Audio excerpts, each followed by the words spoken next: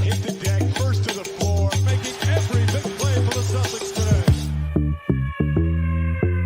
Tatum knocks it away, trying to get it, dives. What a play by Big Tower. Watch him dive for the ball right here. Look at this hustle.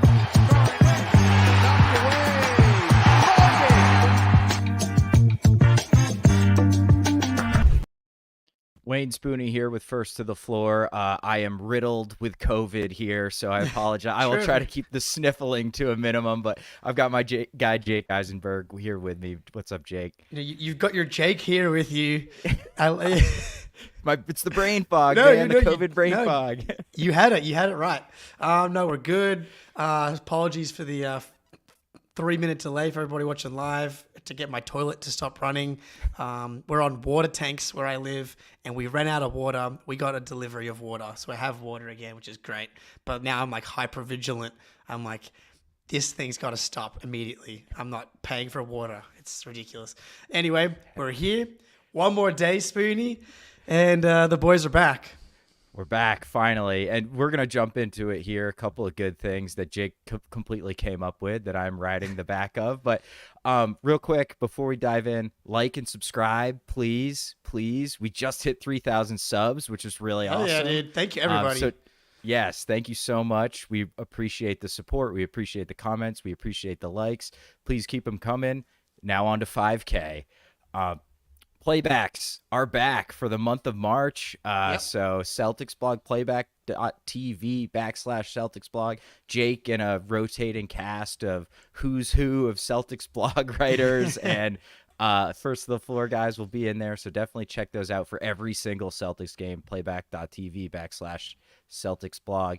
And then I have a big piece coming out on Jaylen Brown's defense and whether he deserves to be all NBA defense. I think dropping tomorrow, so definitely check that out. So, okay, the meat of this episode, we are going to rank our Eastern Conference fear rankings for the playoffs. Nobody cares. The regular season's over as far as I'm concerned, right? Seriously.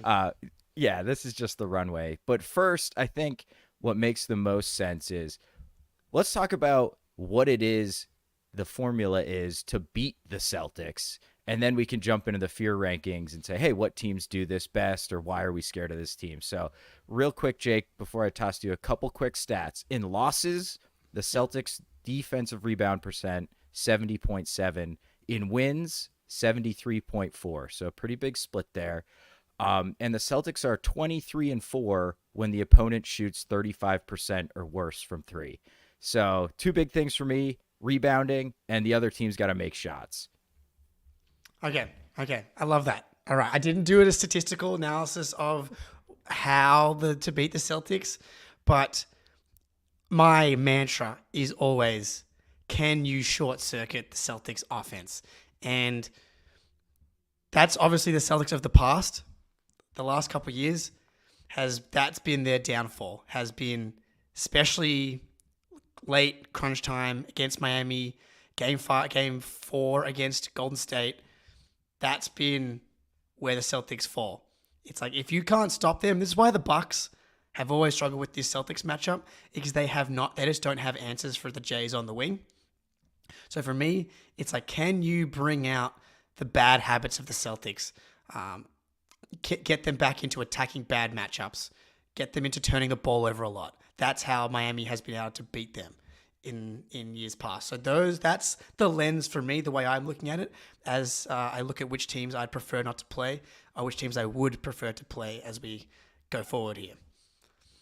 Yeah, and I think like part of that too is like getting an offensive rebound, getting additional possessions, turning them over, short circuits the offense too, because it just keeps the ball out of the offense's hand, right? And I was surprised, actually. The turnover percentage is basically unchanged in wins and losses, but it's actually still pretty high. It's like over 12.5%. So they're gonna give you the ball, right? They're gonna give you extra possessions, and you gotta just get shots up on the other end when you're playing offense against this incredible elite Celtics defense, and attack the glass and make your shots. But frankly, there's just not a lot. Like, it's really hard to figure out ways how to beat this team, dude, because it seems like, especially with KP now, they just have answers for everything. And you're right, like short circuit the offense, but that's really hard to do with Porzingis. Oh, so wait, on the turnover percentage, right? So 12.4 in losses, 12.6 in wins. Like that's good though, right? Like It's that's not a pretty good. month. Like I think that's fifth in the NBA from what Oh, it's like fifth. from what I'm Okay, yeah. all right. I Yeah, thought yeah. it was like 10th. Okay, I'm pretty sure. Yeah, that's fifth from All what I'm right, looking at sweet. right now. Because I'm pretty sure I looked at that recently, and I was like, okay, the turnover numbers are actually pretty good. So, but yeah, that's what I think. Yeah, the offensive rebounding. I can see PJ Tucker right now, just like grabbing offensive rebounds in their Miami series and flying in. And obviously, that's been an issue lately.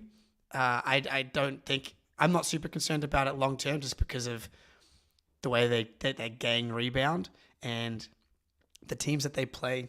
I don't see it being a massive issue outside of potentially New York as an offensive rebounding team. But when they're locked in, they've been a really good defensive rebounding team. Still, they're at sixth on the season, and they're like mid-teens over the last kind of 10 games when it started to slip, which I think will come back. Yeah, there was like a All right. 3-week stretch there where they were like Yeah. 25th in defensive Yeah. rebounding, Yeah. which is just effort. It's that crazy January schedule. Like, that's not a long-term issue. Everybody rebounds. Tatum's an incredible defensive rebounder for his position. Both the guards are really solid, and JB's a solid defensive rebounder. So I'm not super worried about that. I am always and will always be worried about like it's a tie game. You Yeah. force a bad shot with 45 seconds left, and then they get the offensive rebound. But that happens to everybody, That's dude. That's not everyone. like a fault. Yeah. Dude, I mean, like, look at the Timberwolves overtime win. Derek White, Tatum misses the second free throw. Derek White comes in, gets a rebound, and we win. Like, and Jalen's been really good in like some clutch offensive rebounding moments as well. And I actually haven't had like offensive rebound percentage this year to last year. I don't know if that's changed that much. I know they're 18th this year. I don't know. It feels like Tatum's been doing a little bit more, where like he'll go in for like a floater or something, and he'll really fight to get the second miss lately. I would like to see that be something that they kind of maybe try a little bit in the playoffs as well. But all right, who wants the first pick here? We're going to do this draft style of who we're most scared of, or who we're... I guess I'll ask you this. Are you scared of anyone? I feel like I'm gonna think back when we get eliminated from the playoffs and like the Eastern Conference Finals and be like, I was such a dumbass for saying this, but not in the East, not really, dude. In the I East, feel like this is we Eastern match up- Conference. Yeah, I feel like we match up with everybody really well, and a lot of these teams have some of the teams we'll talk about have some weird injury stuff going on, Sure. or they're like young and haven't done it before, or they just have like really glaring weaknesses that you can exploit. And that's probably the best thing you can say about the Celtics is just like Tatum, and it flows from him being so versatile, having no weaknesses, that you just build a team around him that also has no weaknesses. So there's not anyone that I'm like, oh no, we got those dudes in the second round, we're screwed. How about you? There's only one, and that's more of an existential. Okay, you universe. take first pick. It's still Miami to me, man. It's still Miami to me. And we're going to touch on everybody and why maybe they should be higher than Miami. And I went back and forth on this, but like, how do you get Miami, how do you get the Celtics, to do their dumb stuff? And I just don't see the personnel on like any of these other teams. The Knicks were going to get too defensively that I think can give the Celtics trouble as well with some guys. And you're doing this piece on Jaylen Brown's defense. And I don't think like the offenses of these other East teams, I don't like Jaylen Brown could be really elite defensively against simple offenses. Like Jalen Brunson's going to be pick and roll. It's going to be a lot of Giannis coming downhill. Like while we saw Jalen play awesome defense last year against the Sixers, it's like we know what they're doing.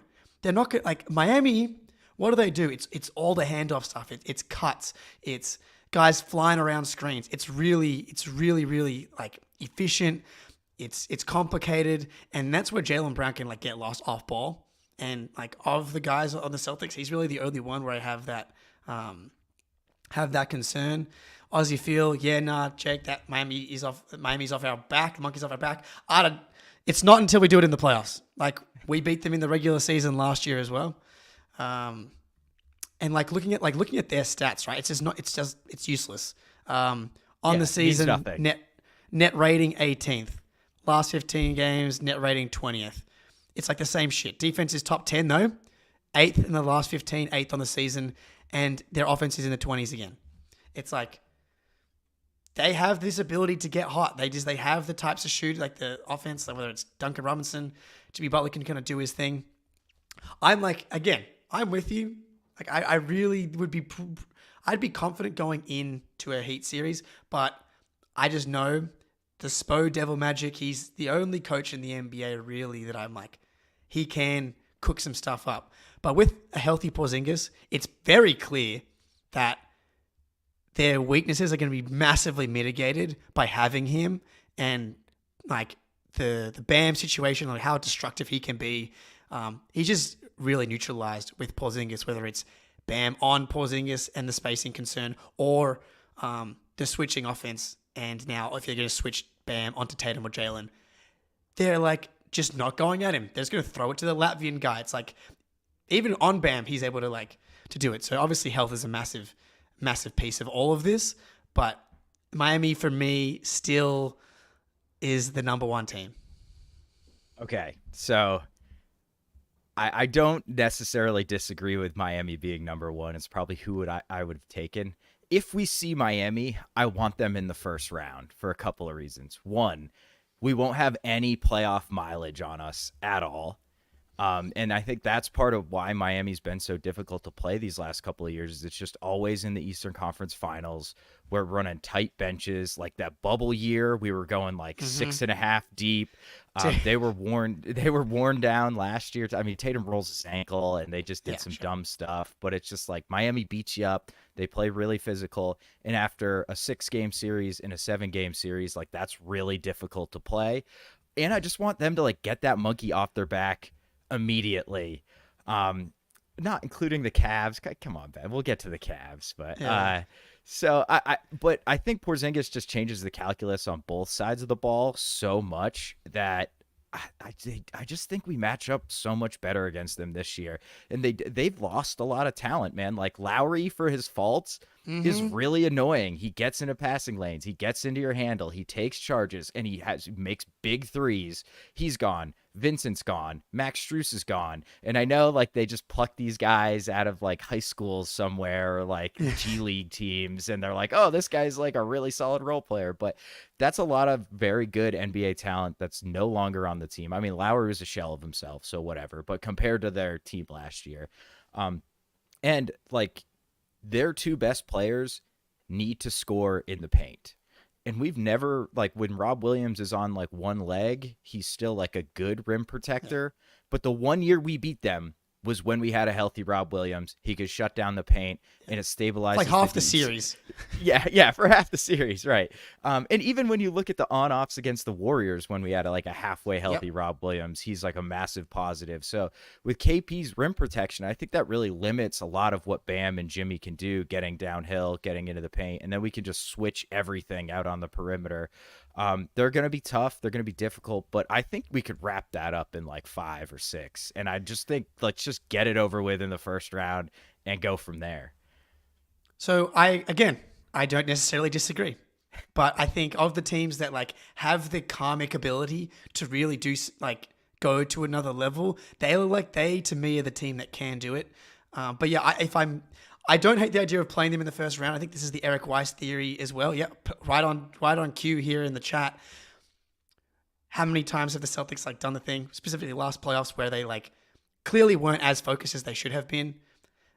Philly game 1 being maybe like the top of that list with no Embiid, and like Harden has that game winner. If they play Miami in game 1, you can guarantee they're going to be fucking ready to go, and they're going to be locked in because they know what this team can do. So that's like, and if they're locked in against Miami in a first round series when they're fresh and Miami's fighting every game, like in the lead up to the playoffs, they're going to have that advantage.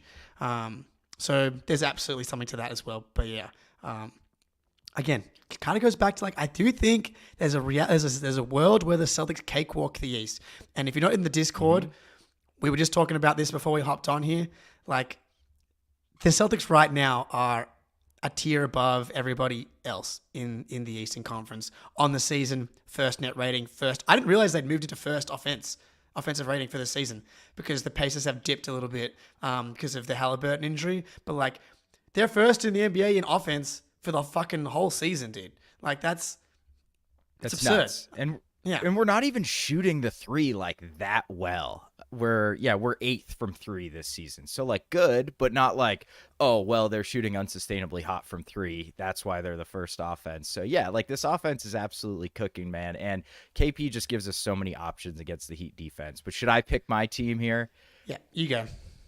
Okay, I'm between two. If you told me, if you're a Sixers fan for some reason watching this, if you told me Embiid was going to be 100% healthy, I would probably take the Sixers.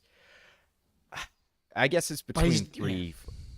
But that's why I'm not gonna pick them because I think even if he comes back, like I think I said it, a couple weeks ago, like he can't get in shape when he has an entire season to ramp up. There's no way this dude is going to be in playoff shape if he has like 2 weeks to play before. So I think I'm gonna go with the Knicks. And I'm not like super worried about beating the Knicks. I think they'll be really annoying to play against. Like this is where the offensive rebounding really comes into play. Mitchell Robinson, Hartenstein, Josh Hart is a great rebounder for a guard too. Yeah. Like he's always crashing the glass. My guy Deuce McBride, I know he's going to hit a couple like stupid Isn't big he threes. Gone and now? No, Deuce is still there. They traded Quentin Grimes. Like Grimes. That's right. Yeah, Sorry. Yeah. Thank God. Whoa. Pump the brakes. Come on, my dude. Yeah, they're not trading Deuce. He's a foundational piece. But I just think like Brunson is probably good for a game where he basically just like hits a bunch of shots he has no business hitting. And I mean, we've talked about it a bunch. Neither of us believe in Julius Randle, but they got guys to throw at the Jays. They got Anunoby. They got Josh Hart, who like I don't think can stop the Jays, but if it's one of those like scuffy games where the refs let them get handsy and play extra physical, then he probably can do a decent job. Brunson's obviously great. And then, they got legit rim protection and we can attack that with KP. But if KP's like a little bit cold for a couple of games and they can just park Mitchell Robinson in the paint, I think they could give us some problems. The Knicks were third on my list, so not far away here. I absolutely understand the concerns here.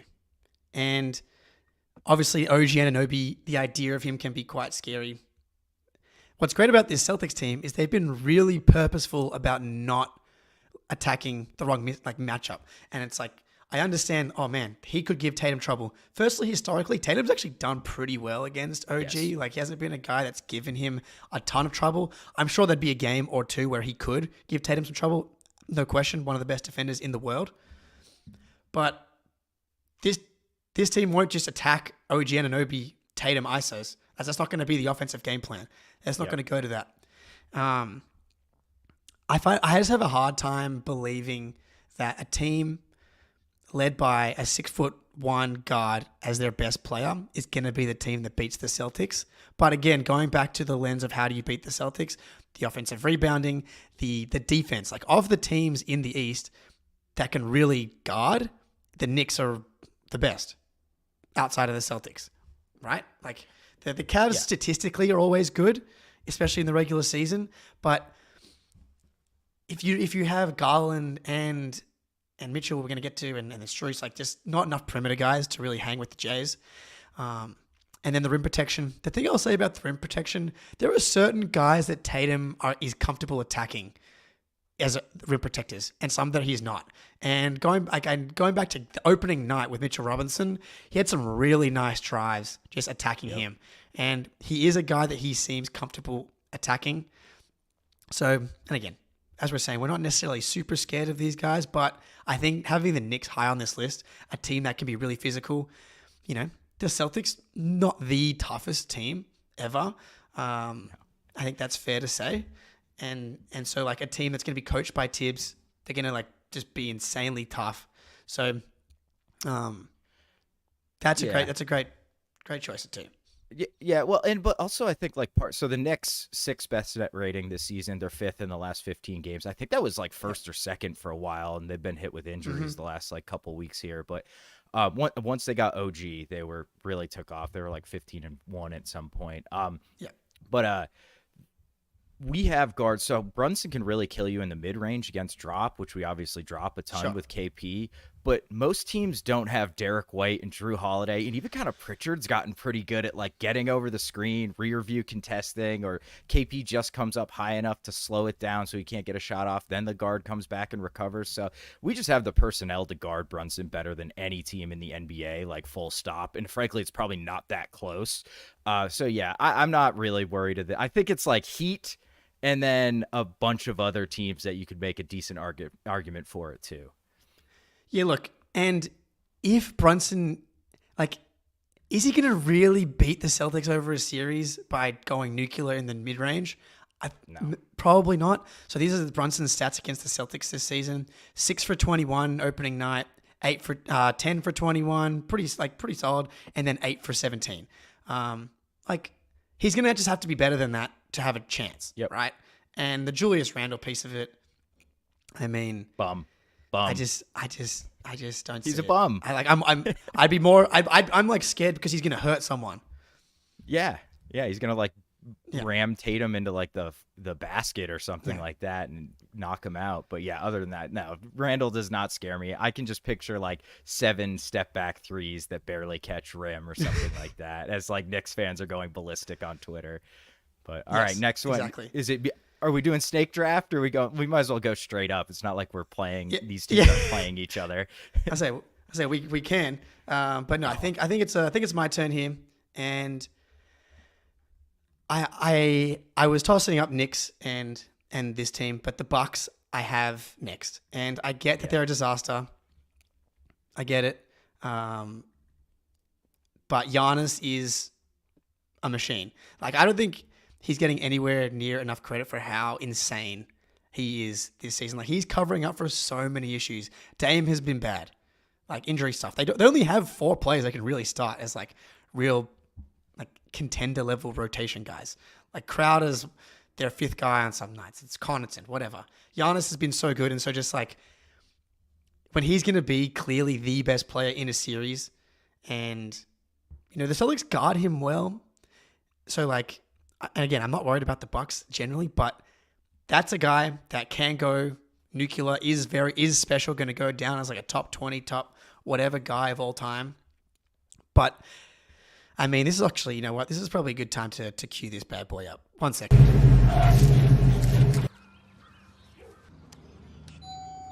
Sarah, I cannot believe.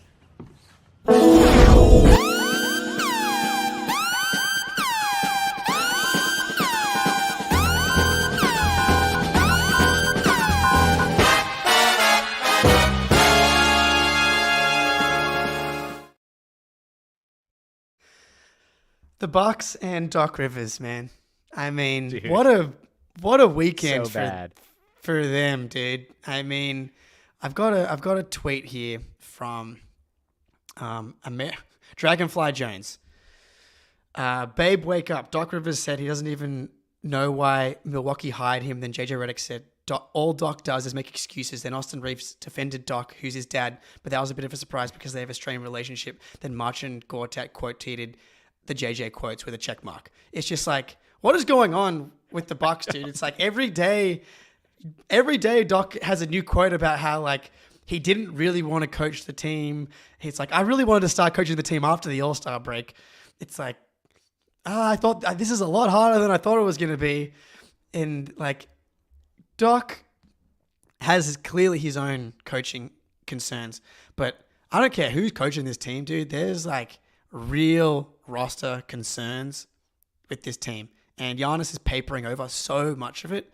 And the irony of Dame winning the 3-point contest and the All-Star MVP amidst having like his worst season in a while and looking like he is potentially cooked is incredibly ironic. And then he has that viral tweet about naming his 5 favorite, his go-to starting 5 and leaves Giannis off the 5.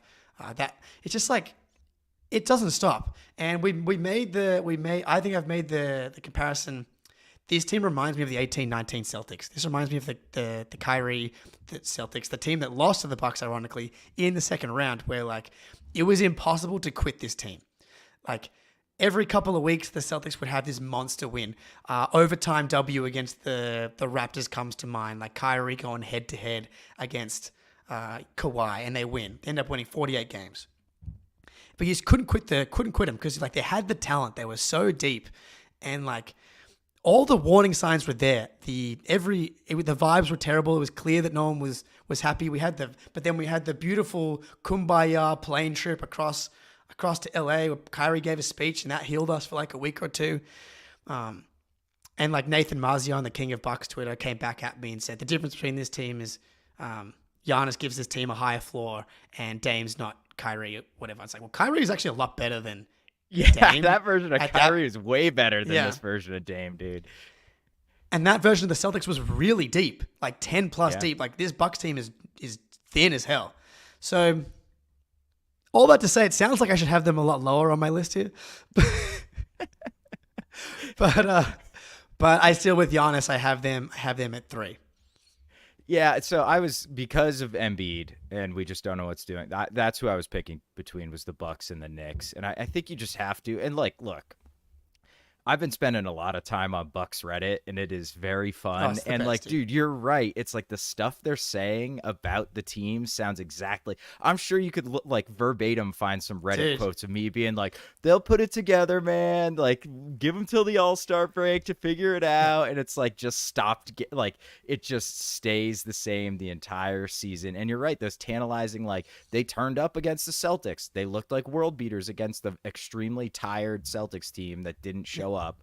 But hey, like, Dame went off, man. Like, well, he could do that in a playoff series, but well, they beat the Nuggets. Like, it's like they had their best win of the season. They blow out the Nuggets and they come back and they get blown out by the fucking Grizzlies. It's like Memphis, yeah. Which was a very fun game to watch, man. Like, that was so that fed me, man. So yeah, I just like, they don't, who guards Jaylen Brown and Jason Tatum on this like Pat Connaughton and Jay Crowder, Chris Middleton. Yeah, Pat Bev, I guess, maybe. No. Like, Middleton has looked better than I anticipated offensively, but that dude is just not like a wing stopper anymore. Like, he's just not that guy defensively anymore. And the Jays kind of had their way with him a lot, even when he was 2 years younger in that run to the finals. I mean, they were crossing Middleton, not that year. That season, but not the playoffs, rather. Yes. Yeah. Every time he's played since. Yeah. They've been cooking, like, even before the year that they beat the Bucks in the second round, where Middleton didn't play. Like, all the games in the regular season, there's a stat that I love. It's like the last 17 games that the Celtics have played against the Bucks, the Celtics shoot like 39-40% from 3, and it's like, that's a monster sample size against one team, and that's like a variety of things. Now it's one of those things where it's like a self-fulfilling prophecy, which is why I don't want to play the Heat. It's like the Celtics have confidence against the Bucks. They know they can cook anyone out there. They're going to get open shots. Everybody knocks, like the game they lost in overtime where everybody sat last year, and like Derek White and Sam Hauser go to overtime and they lose. Mike Grant Muscala. Williams Mike Muscala, Grant Williams gets a ball swung to him on the wing, wide open. He pump fakes and dribbles off his foot. They lose the game. But like that, like, we just have confidence against that team. Sam Hauser gets the Wisconsin aura boost by being in his hometown on the road against those guys. But you're just gonna generate open threes against those guys, and the Celtics have confidence against this team to knock them down. But again, Giannis. So they're a three for me. Yeah, I'm with you. And yeah, like, Giannis should definitely be like even odds with Jokic and the MVP. Like, even defensively, he's covering up a ton for them too. Like, they got the 7th best defensive rating in the NBA. Like, there's no reason that team should be anywhere near top 10 on defense. So in the last 15. Just in the last 15. Last 15. Okay. All right. Yeah. Sorry. I typed it wrong in the sheet. That's on me. I set you up for failure there. That's all right. But even the fact that there's a 15-game sample size where they're top 10 is absolutely ridiculous, dude. Like, they're just shouldn't be that high. So Giannis has been everywhere. Yeah, he'd be the best player in the series, but it'd be a matter of like by how much, and I don't think it would be enough to overcome like the massive talent differential basically everywhere else. So, okay, before I take my next team, I think we got to jump into the FanDuel read here. Get buckets with your first bet on FanDuel, America's #1 sportsbook, because right now new customers get $150 in bonus bets with any winning $5 bet. That's $150 if your bet wins. Bet on all your favorite NBA players and teams with quick bets, live same-game parlays, exclusive props, and more. Just visit FanDuel.com/Boston and shoot your shot. FanDuel, official sportsbook partner of the NBA.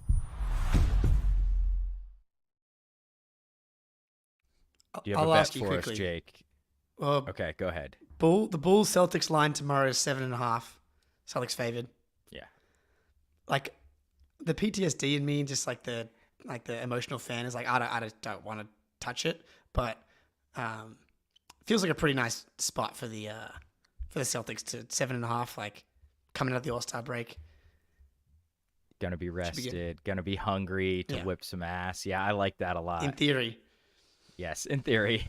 They'll lay a turd, I'm sure. But so I like that. I would hit that up. So 7.5, not bad. We're going to get to Okay. XT later, by the way. Everybody in the chat, Tillman, we're going to hit him after this little breakdown. Don't you worry. we'll be there. Okay, so next, I think, man, at some point, is the specter of Embiid playing big enough that I take them over probably a team that's playing much better right now. I just don't think it is. I think I'm gonna take. This is correct. I think this is the first off the rails pick. I think I'm gonna take the Pacers, and here's why. We saw what can happen with insane shooting luck and insane 3-point shooting differential in the Eastern Conference Finals last year. So I think if you play a series 100 times, the Celtics would win 90 times. But the Pacers have enough shooting. They play at like a tempo that can make us uncomfortable because they play so fast. They got to stretch big that KP occasionally. I mean, Miles Turner doesn't scare me, but stretch bigs have given KP some fits at times this season. So, and I just think Halliburton, those crowds in Indy are going to be absolutely electric. He feeds off the crowd. And he can just make shots that you cannot defend because he's pulling up 32 feet from the basket, and you just can't get out on him. And he can have a game or a couple games like that. Can he have 4? Probably not. But I don't know, man. I think if I'm picking between the Cavs and the Pacers, I think just the randomness of the way the Pacers play basketball scares me more than the Cavs, where I know what I'm getting. Wow, that's a great argument. I had not considered that because they were definitely low on my list here. I'm not sure I can quite get them this high, even with that. It's fair. It's fair. Because part of why the shooting variance in the Miami series fucked us was not only them going nuclear at 43.7%, well, we shot 28% for the whole series. Yeah. And part of that is Miami's defense, making us uncomfortable. I don't think the Pacers can do that to us. So that's the difference, I think. So I can't have them that high, but I like that. I like that angle, and that has me a little more concerned, and maybe I might bump them up one slot in my list here. But yeah, I like that, but I just don't. They can't stop us, and so yeah. But yeah, that's now I'm slightly more scared than I was before. If it's the fear rankings, right? Halliburton scares the shit out of me. Although I guess the Cavs have somebody that scares the shit out of me too. So, and I just think they're just really deep with a lot of different types of players, so they can go to different guys depending on and Siakam's good, man. He's a really good defensive player. The Celtics have always kind of owned him, especially. What's funny is that he is really good, but we cook him. And then Drew now has some awesome defensive highlights with him on the Pacers. That's the perfect guy for Drew. Is a guy that's a little taller, a little bigger, but not quick. It's poor Siakam, dude. It's just the Celtics torture him wherever he goes. He's the perfect guy for Jalen too, because he doesn't fly off screens and catch and shoot. He just tries to get you down in a stance and beat you one-on-one. And Jalen's taking his cookie. It's bullying at this point with Jalen Brown. Yeah, he's absolutely. It just goes back. Yeah, back to the bubble. And once that, again, it's a self-fulfilling prophecy. It's Jalen believes it, Siakam believes it, and then next thing you know, he's back to his career taking a 2-year dip because of that series again. I like it. I'm not sure I can go with them above. And this is where it's like Cavs Sixers for me. It's like, okay, Yes. where it's, I think I got to go Sixers, like on the chance that Embiid comes back healthy and he like peaks at the right time for the first time in his life, where it's like he comes back with 5 weeks before the playoffs and like he looks like shit for the first like 2.5, 3 weeks, but then right into the play-in, I don't know. We'd be pretty unlucky for them at that point because if he looks really bad in the 7-8 for him to actually lose and then win the next one. But I think the Sixers peak Embiid. That's a scenario again, like similar to the Giannis thing, where that's a player that can be very dominant. But I still like the Celtics, even with a healthy Embiid. Like, yeah, in the chat here, Sixers don't scare me at all. Celtics just own them. They didn't do anything at the deadline that I was worried that they would do. Like, Buddy Hield absolutely helps their offense in a vacuum. But, like, what are you going to do? Play Maxey and Buddy Hield at the same time against the Celtics? Good luck, dude. Yeah.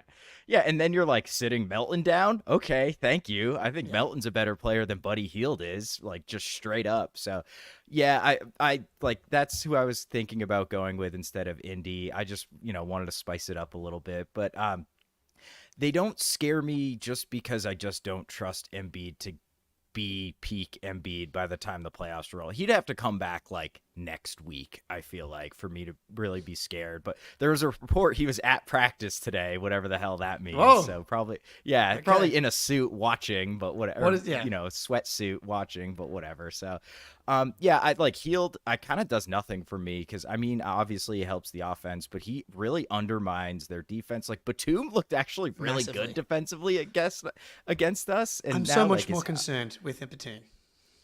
Yeah, right. So I mean, they just have like a really weird team where it's like, other than Batum, all their wings have these like insane strengths and insane weaknesses. And again, it just goes back to the Celtics not really having any weaknesses you can pick at, and then they can exploit your weaknesses on both ends of the floor. So, and I don't know, is a 38-year-old Nick Batum going to be the guy that gets the Sixers to like the Eastern Conference Finals finally? Probably not.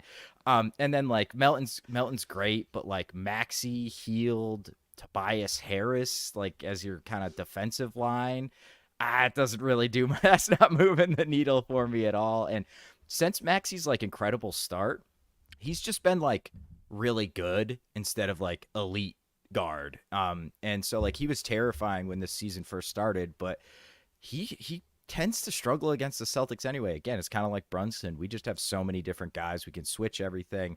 We got a ton of guys we can throw at him. So, yeah, I think 5 is probably about right for the Sixers. Yeah, I think that's fair. And as you was talking, I'm like, yeah, I'm not scared. And again, go back to our overall point here. Not really worried about anybody, which is kind of what keeps coming up here. We got to go Cavs at this point, I think. Definitely. Like, and they could be tough. Like, but we played them with no Mobley, which is interesting. And like that was like when they played really well. Mobley came back in the middle of their hot stretch. They ironically lost to the Embiidless rookie council Sixers. Like Sixers were missing everybody, and they almost lost to, I'm forgetting who, but they almost lost another one like late. So it looked like they started to cool Memphis? off a little bit. No, it wasn't. Yeah, Memphis, I think it was so. Memphis. Oh, was okay. Yeah, I think it was, but but like Mitchell, like he's just can go nuclear on you, and then like they have some rim protection. But like the lack of perimeter defense for them, and then if they're gonna play Allen and Mobley, I know Mobley has like started to hit a couple of threes lately, but in a like series, we're talking like we're talking about 5-game, 10-game sample size randomly for someone that can't really shoot at all. Even the free throws aren't great. So I just like from a Celtics defense perspective, that team, I think you can really start to scheme against, which is what they ran into against the Knicks last year. And if you can't score on the Celtics, then good luck. Yeah, and I think if this was like, hey, we're playing this team tomorrow in a regular season game, the Cavs might be number one for me, honestly.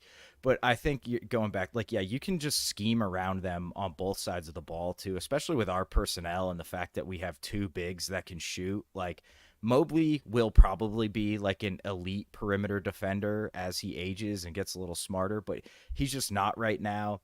Jared Allen, great rim protector. You can get him out and take advantage of him out on the perimeter.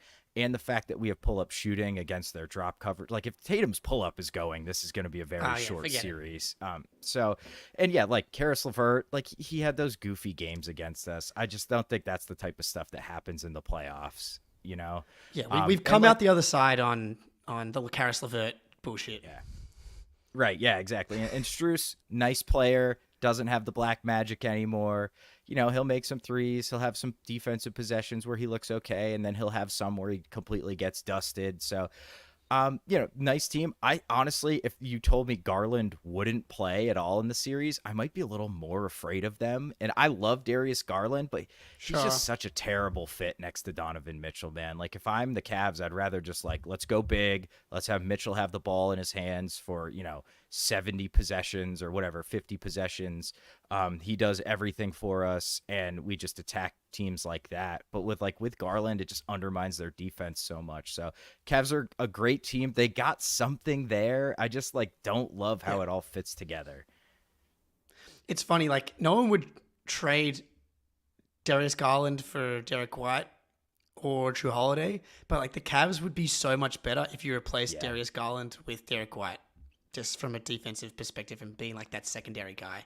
Whereas as good as Garland is, they need more on the other end of the court. All right, we got a question here. What about Orlando? They're lost, it feels like, for both of us. Yeah, the jig is up with Orlando, man. It's up for them beating us. It just is. So, looking at their numbers and stuff, on the season, 15th best net rating. Last 15 games, 14th best net rating. Offense on the season, 24th, 18th last 15. On the last 15 games, defense has slipped to 11th, 5th on the season. If you have a unit that's in the 20s, you're not winning a playoff series against It's over. anyone, let alone the Celtics. And so before this, I was I think I would rather play the Pacers than the Magic, but you've convinced me to flip that. And all right. There's going to be no shooting explosion from the Magic. That's not happening. And so, give me the team that's just not going to be able to score against the Celtics. I know that goes against my core tenet of being a team that can defend and kind of short circuit the Celtics offense. I don't think it matters when their offense can be so bad.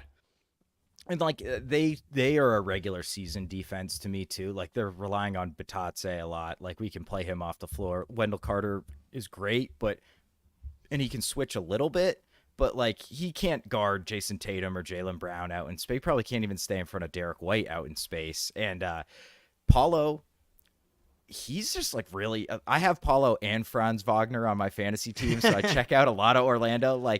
He's not a great defensive player either. And those two, it's just something's off with them on the offensive end, man. It's they both want to operate in each other's space, and it's kind of your tourney, my tourney.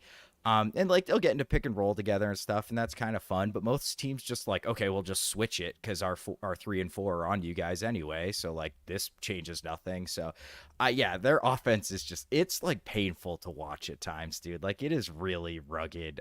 But they'll play hard. To me, the Magic have maybe a higher floor than Indy, but a way, way, way lower ceiling.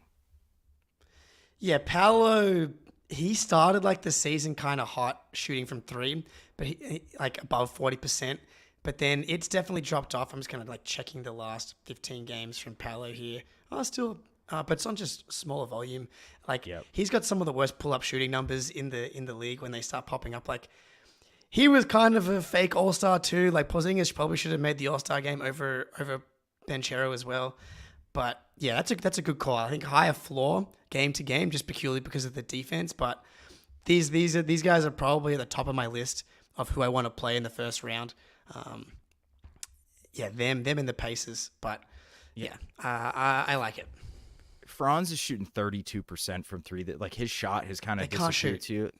No, and like Suggs is shooting the ball well, but like Paulo, it's on tiny volume, man. They just have like nobody that compromises your defense from a spacing standpoint. So like, get the magic. Once we beat them back to back and like handled them Yeah. in that little homestand, I was like, okay, monkeys off the back. Orlando does not worry me at all. Yeah, we were like, okay, we finally understand that we need to take you guys more seriously than we've been taking the Pistons and the Hornets. And as soon as they did that, they blew them off the court like 2 games in a row. So, Right. yeah, I'm not too worried about them.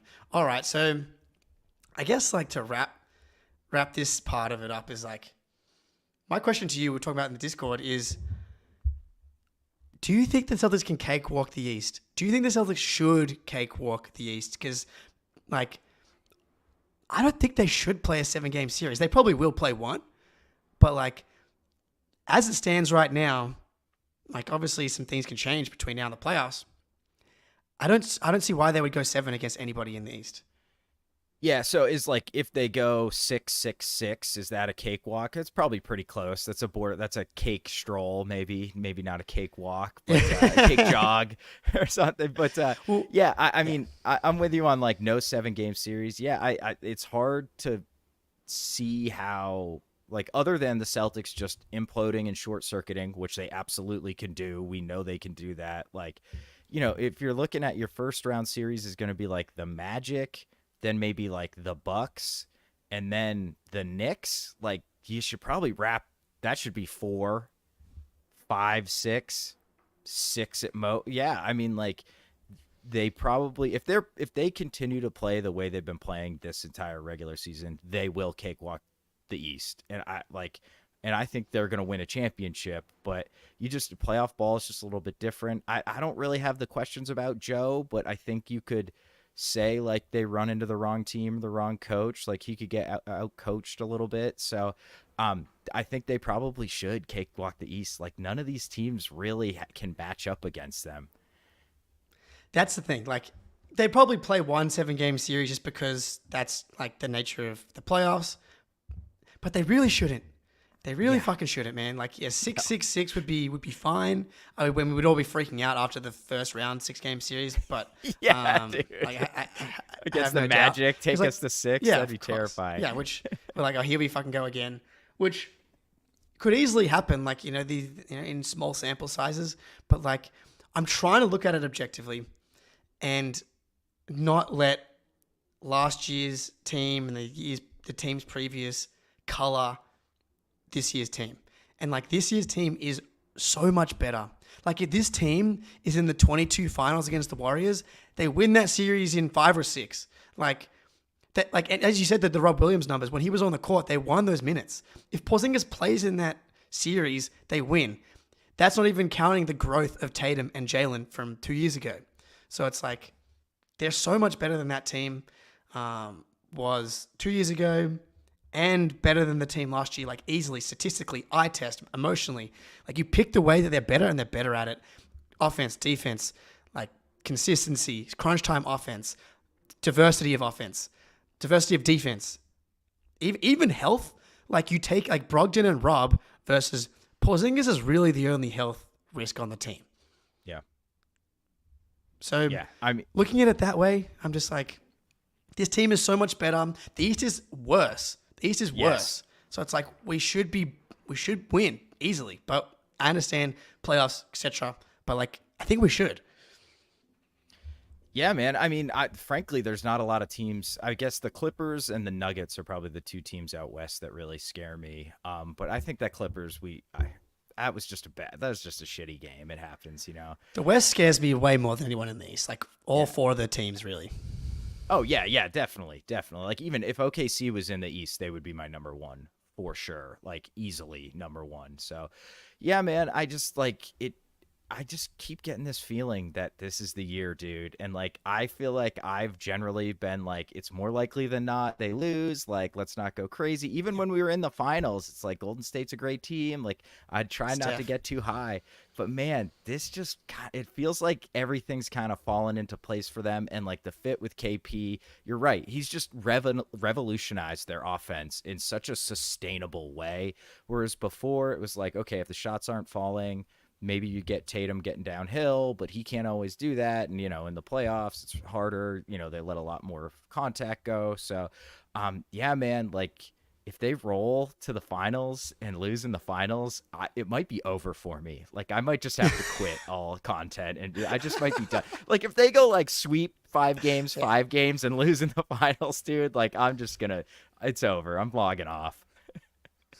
If they do cakewalk the East, you got to feel pretty good because I think the teams in the West are going to just destroy each other. Like the West is so much deeper. Like the Nuggets run was pretty light, but the West is way better. And again, a lot can change. The Clippers could get not healthy, and that's very possible. So we'll see. We'll quickly touch on this one, then we'll hit Tillman in the game tomorrow. But Tatum, you mentioned Tatum.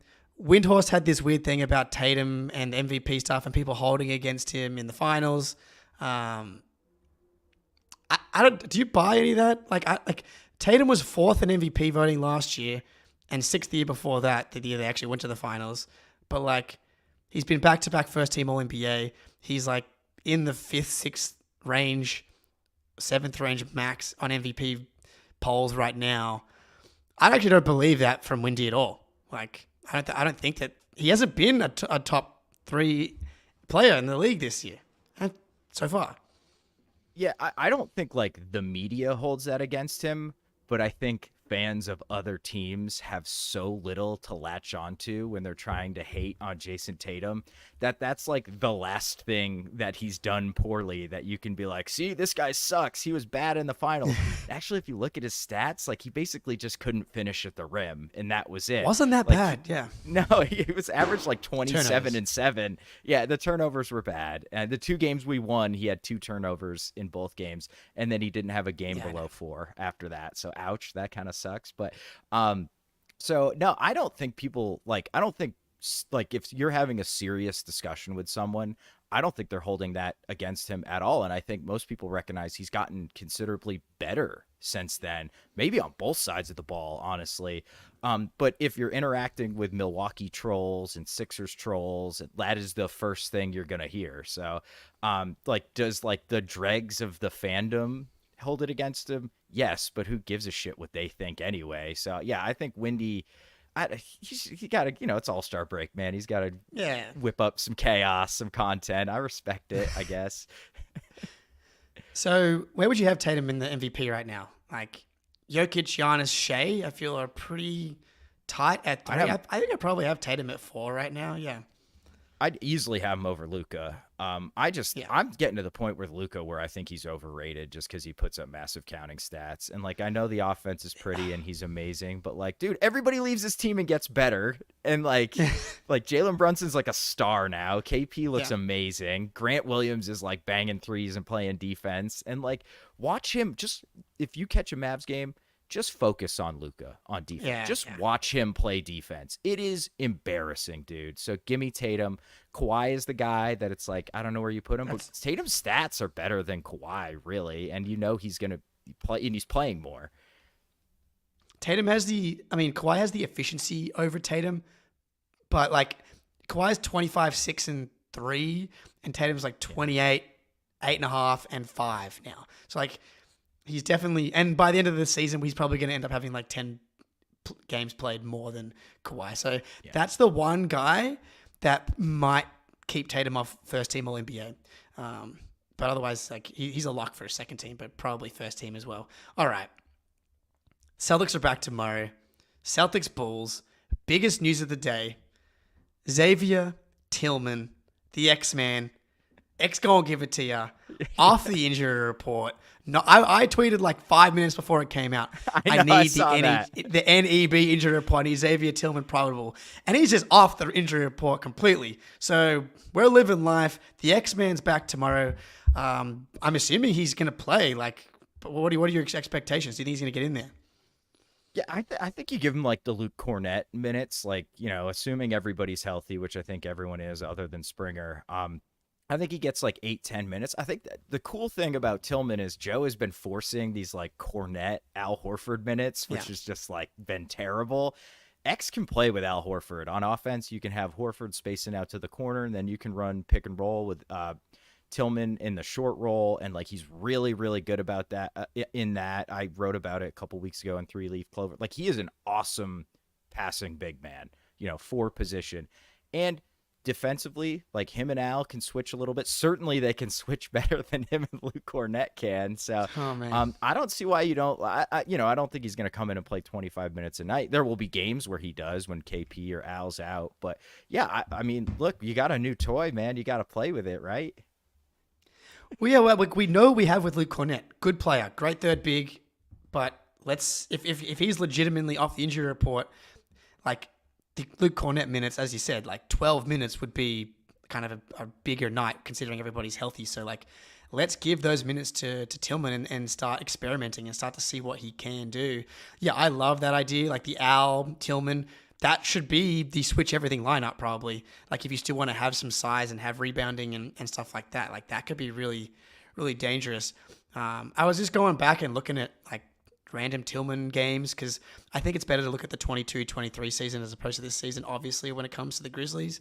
And he had a game against the Warriors. I'll post it on Twitter later, but like had 14, 10 rebounds, 5 assists, 2 steals against like Trey, Steph, Clay, and they won by double digits in that game. And like just looking at the highlights from that game, like the floater stuff, the passing is definitely there. But then I went back and I looked at his numbers over the past couple of years because some of like the conventional field goal percentage stuff that people have been throwing out there is like bad. I've seen like the 41% field goal or whatever. But you go back and look at the last 2 seasons and I'm like, okay, 22-23 season when the Grizzlies were good, restricted area, 71.3% on 174 attempts. Very good. Non-restricted area paint, 51.4%. That's nice floater. Really That's good. really good floater numbers. Really good floater numbers. That's on 105 attempts. You go back a year previous in the restricted area, 60.4%. Not as good, but still like fine.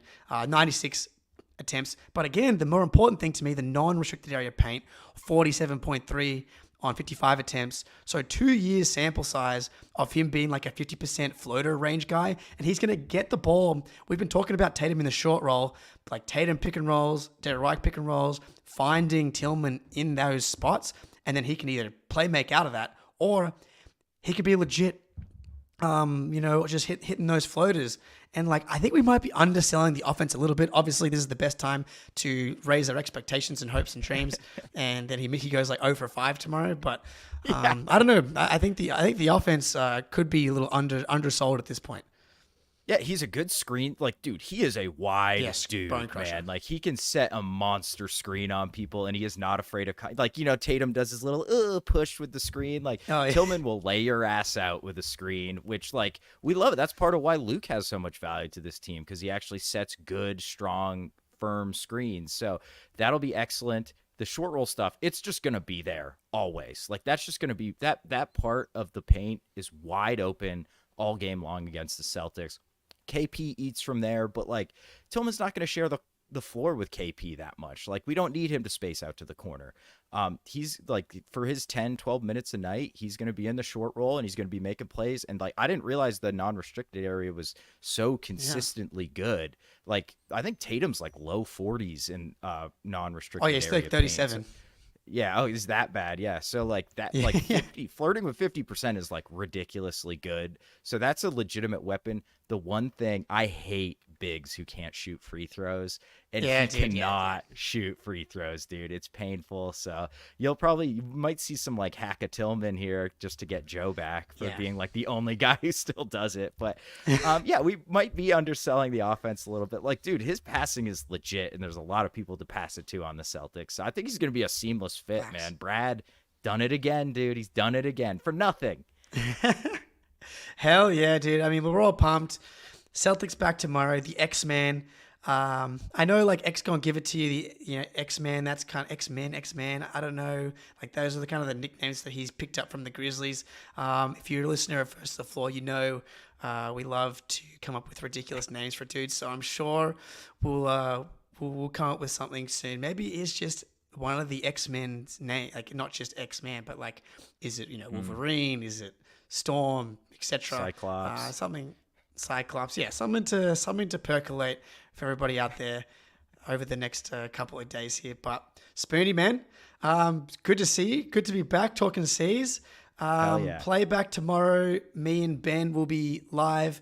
I haven't spoken to you about that yet. I know it's an early one, so that can be tricky for you. But tomorrow, play back, get back in there, everybody. And then me and Ben will be doing late night tomorrow as well. Celtics are back. This is the push, fellas. We got less than 30 games left. Let's do this. All right, everybody, go Celtics. I love the Celtics!